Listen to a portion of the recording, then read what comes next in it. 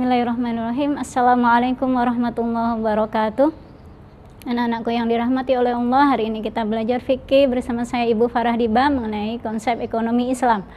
Yang pertama mengenai jual beli. Rukunnya seperti yang kita sudah ketahui ada akidain, yaitu penjual dan pembeli, kemudian ma'qud alaih atau barang dan alat tukarnya, kemudian sigot atau ijab kabulnya. Kemudian syarat dalam jual beli akidain tentu orangnya adalah balik dan berakal. Sedangkan ma'qud alaihnya barangnya ada, barangnya halal, bermanfaat, miliknya sendiri atau milik orang yang memberikan kepercayaan padanya. Kemudian sigotnya itu harus jelas.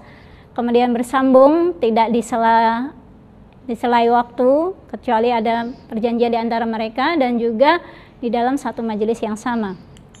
Kemudian jual beli yang dilarang itu ada sebab ma'qud alaih. Kalau sebab yang pertama misalnya ahliyah, ketika melakukan jual beli dengan anak-anak yang masih kecil, kemudian dengan orang gila, maka yang semacam itu jual belinya tidak boleh karena dikhawatirkan ada penipuan di dalamnya. Kemudian sebab ma'qud alaih, sebab barangnya itu ada di antaranya jual beli yang gharar atau ada kesamaran di dalamnya. Misalnya ada jual beli ala hasoh, yaitu melempar. Misalnya ketika kita melemparkan sesuatu, maka berarti harus membeli sesuatu itu. Jadi dapat atau tidak dapat itu sudah harus membayar sejumlah uang, maka itu tidak boleh. Karena itu kesamaran, ya. Tidak ada sesuatu yang jelas yang dibeli dari uangnya itu. Kemudian muhadharah, yaitu masih hijau.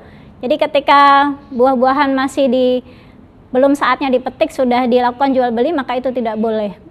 Mulamasah, yaitu memegang, maka ketika hanya meraba, memegang, tidak bisa melihat dengan seksama, teliti, maka kemudian sudah jatuh jual belinya, maka itu juga tidak boleh. Kemudian habalul habalah, yaitu ketika masih di dalam induknya misalnya kambing dan sebagainya, maka itu sudah dilakukan jual beli, maka dilarang yang semacam itu. Kemudian majhul, tidak jelas, misalnya di dalam kolam itu jumlah ikannya berapa, itu langsung dilakukan jual beli, itu tidak boleh kecuali diangkat dulu dan ditimbang berapa jumlahnya. Kemudian sebab syarak diantaranya tidak boleh melakukan jual beli dari barang-barang yang sedang ditawar oleh orang lain, kecuali kalau sudah dilepaskan maka itu boleh ditawar. Kemudian menghadang di jalan, maksudnya sebelum sampai ke pasar, supaya tidak mengetahui perubahan harga di pasar, kemudian penjual itu sudah dihadang terlebih dahulu untuk mendapatkan harga yang semurah-murahnya. Kemudian menimbun barang itu juga tidak boleh, membeli barang curian, ya sudah tahu itu barang curian, motor curian misalnya, maka itu tidak boleh. Kemudian jual beli riba itu juga tidak boleh dilakukan. Kemudian salam itu adalah artinya pesanan. Jadi memberikan sesuatu dengan mengharapkan hasil di kemudian hari. Maksudnya adalah jual beli dengan pesanan, barangnya belum ada, hanya menyebutkan ciri-cirinya saja atau kriteria barang itu dan menyerahkannya di kemudian hari. Maka yang semacam ini adalah misalnya seperti jual beli ketika mau memesan untuk catering arisan dan sebagainya, jual beli online, nah, yang semacam itu diperbolehkan. Jadi ketidakhadiran barang yang menjadi syarat jual beli itu digantikan dengan menyebutkan ciri-cirinya.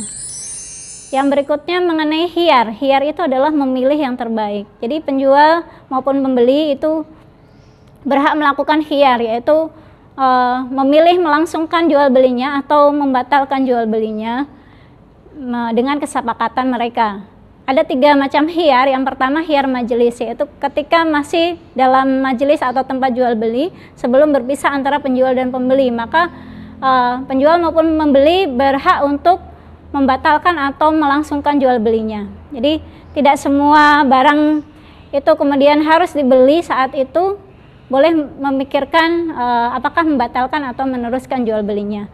Kemudian khiyar syarat, yaitu dengan persyaratan dan yang disepakati. Misalnya saya membeli sesuatu, kemudian memberikan syarat kalau nanti muat dengan anak saya, maka saya jadi beli ini, kalau tidak saya akan tukar dengan ukuran yang pas dengan anak saya. Maka itu namanya khiyar syarat. Nanti tukarkan ya, atau yang tadi dibatalkan diganti dengan meneruskan jual beli yang sesuai dengan ukurannya, atau dengan persyaratan hari yang jadi khiyar syarat itu batasnya hanya 3 hari gitu ya, tidak boleh lebih dari itu, kecuali kalau disepakati misalnya jual beli rumah, mikir dulu ya, minta waktu, tenggang waktu 1 minggu misalnya. Kemudian khiyar aib, yaitu ketika ada cacat di dalamnya maka kita berhak untuk membatalkan atau meneruskan jual belinya. Ada juga orang yang sudah tahu telur itu pecah ya, retak gitu, tapi tetap dibeli. Jadi itu pilihan. Khiyar aib itu juga bisa memilih membatalkan atau melangsungkan jual belinya. Kemudian ada pembahasan tentang hajru. Hajru itu artinya terhalang. Seseorang itu punya harta tapi dia terhalang untuk membelanjakan hartanya. Itu karena sebab-sebab tertentu. Jadi hajru adalah mencegah seseorang dari menggunakan hartanya karena ada hal-hal yang mengharuskan adanya pembatasan itu. Misalnya apa? Ketika anak kecil. Jadi anak yatim itu punya harta yang banyak tapi harta itu tidak boleh diserahkan kepadanya. Jadi hartanya ditahan.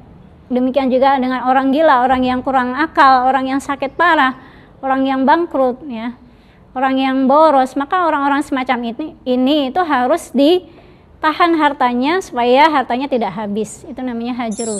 Kemudian ada musaqah, muzara'ah, dan mukhabarah. Ini kerjasama di dalam bidang pertanian.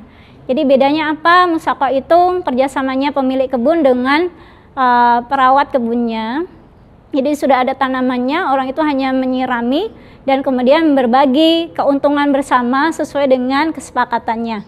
Sedangkan muzara'ah itu adalah kerjasama pemilik lahan. Jadi lahannya masih kosong, tidak ada tanaman, bekerja sama dengan penggarapnya dengan kesepakatan bagi hasil, sedangkan bibitnya itu berasal dari penggarapnya.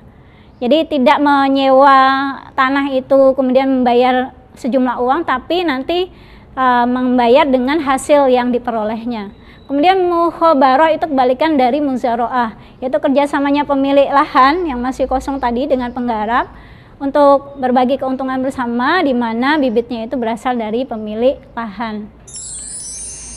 Berikutnya adalah murabahah. Murabahah itu adalah jual beli barang dengan menyatakan harga awalnya dan menyatakan keuntungan yang disepakati antara penjual dengan pembeli. Contohnya apa? Misalnya ada akad antara nasabah dengan bank untuk pembelian suatu barang.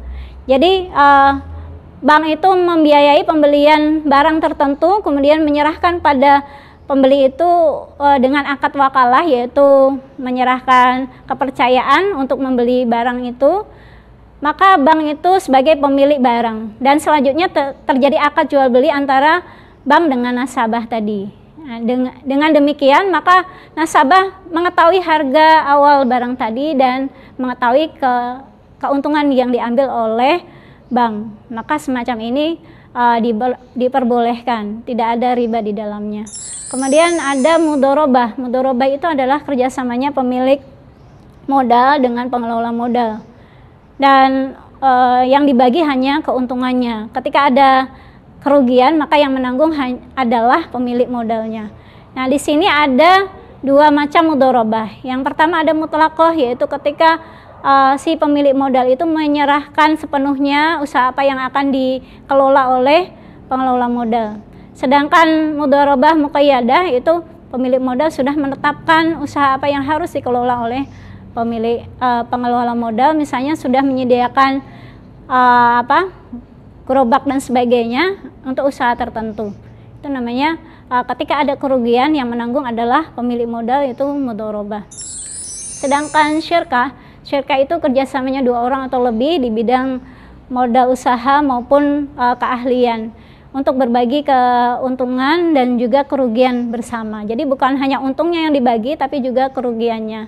Nah, di dalam syirkah ini ada syirkah amlak, yaitu kepemilikan. Nah, kalau syirkah amlak ini bukan yang berkaitan dengan syirkah yang kita maksud tadi. Ya, syirkah kepemilikan itu ada yang diikhtiarkan atau diusahakan melalui akad, misalnya membeli sesuatu barang itu bersama saudaranya. Nah, kemudian ada milik yang jabariyah, yaitu tanpa melalui akad, misalnya kepemilikan suatu barang karena warisan. Nah, itu tanpa akad sama sekali. Kemudian syirkah yang kita maksud di sini adalah syirkah ukut ini, yaitu ada macamnya 4 inan, yaitu ketika kerjasama di bidang modal itu yang sama besaran modalnya, sehingga nanti keuntungannya juga dibagi sama.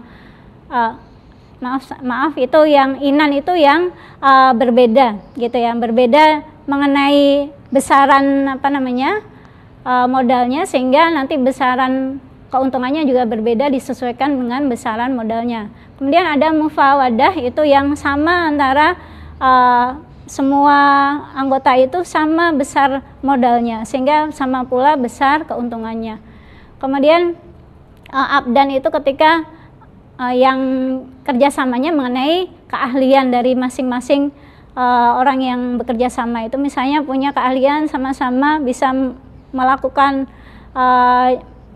menjahit gitu ya, otomotif, atau bisa ngelesi gitu, macam-macam mapel gitu ya. Kemudian ada wujuh itu adalah kerjasama antara beberapa orang itu bekerja sama dengan pihak lain yang sebagai penyedia barang, sehingga orang-orang yang berserikat ini hanya menjualkan barang dari pihak ketiga tadi. Nah itu. Jadi itu mengenai perekonomian di dalam Islam. Mudah-mudahan anak-anakku bisa memahami dengan baik. Billahi taufiq wal hidayah. Wassalamualaikum warahmatullahi wabarakatuh.